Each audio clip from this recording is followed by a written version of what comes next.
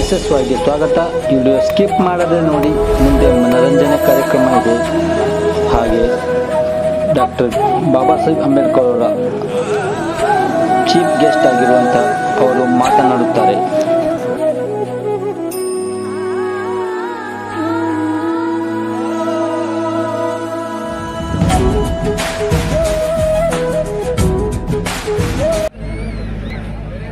संविधान निर्माता बोधिसत्व विश्व रत्न डॉक्टर बाबा साहेब अंबेडकर, बहुजन के सभी महापुरुषों को विनम्र अभिवादन करता हूं। मंच पर बैठे हुए सभी मान्यवर और भाई और बहनों, बधाई देना चाहता हूं कि डॉक्टर बाबा साहब अंबेडकर की 132वीं जयंती जो जून महीने के आखिर में आप सेलिब्रेट कर रहे हैं,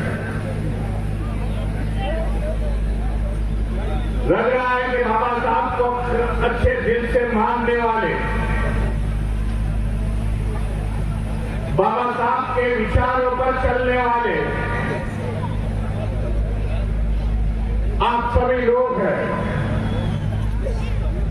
इसी कारण बाबा साहब और महापुरुषों की जयंती इतने बड़े धूमधाम से हो रहे हैं।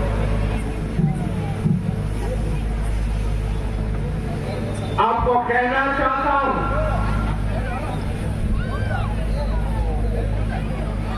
बाबा साहब की जयंती के साथ साथ मैं बाबा साहब ने जो लिखा हुआ लिटरेचर, उसकी पढ़ाई होनी जरूरी मैं समझता हूं।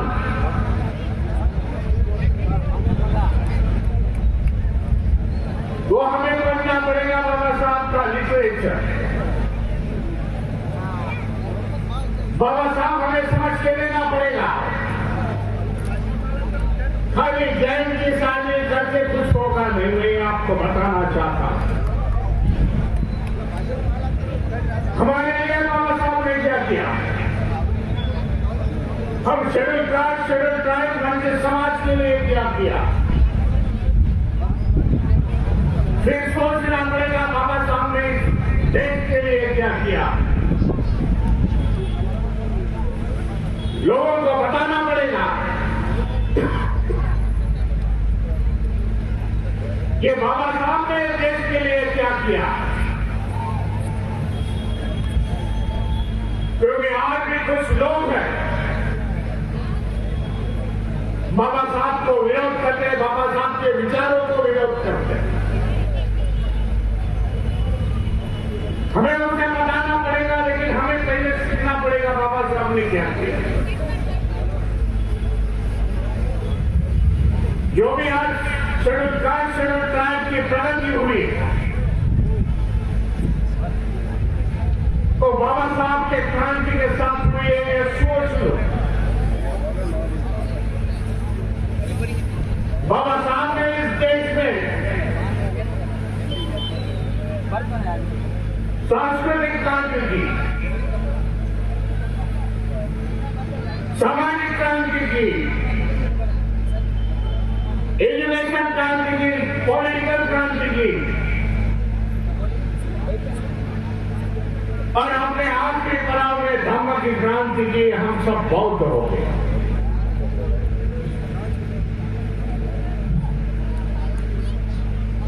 उनके समय की सबसे बड़ी क्रांति में धम्म क्रांति बताता हूं। एक समाज ट्रांसफॉर्म हो गया एक बाजू से दूसरे बाजू।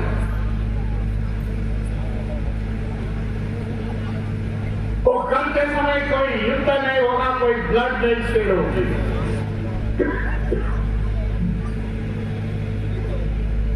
दुनिया में एकमात्र उदाहरण नहीं है इस तरीके का।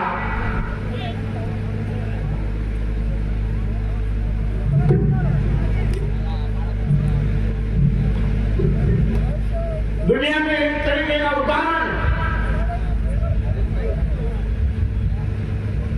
कि समाज में क्रांति करते समय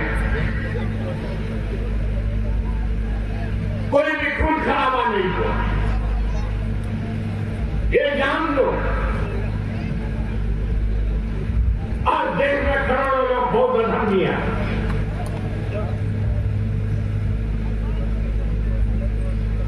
इसके लिए हमें बाबा साहब जानना पड़ेगा। अगला पड़ाव आता है बाबा साहब ने देश के लिए क्या किया।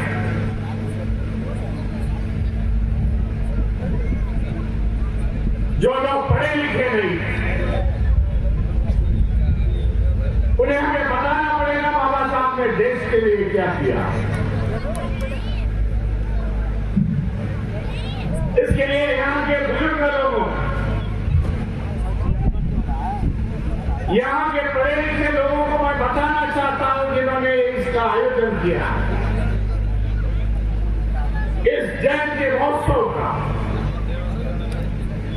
यंग जनरेशन के लिए बताओ।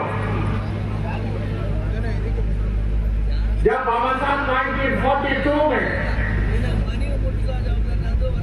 वाइसराय काउंसिल में मिनिस्टर थे, as a labour minister, as a energy minister, mining minister,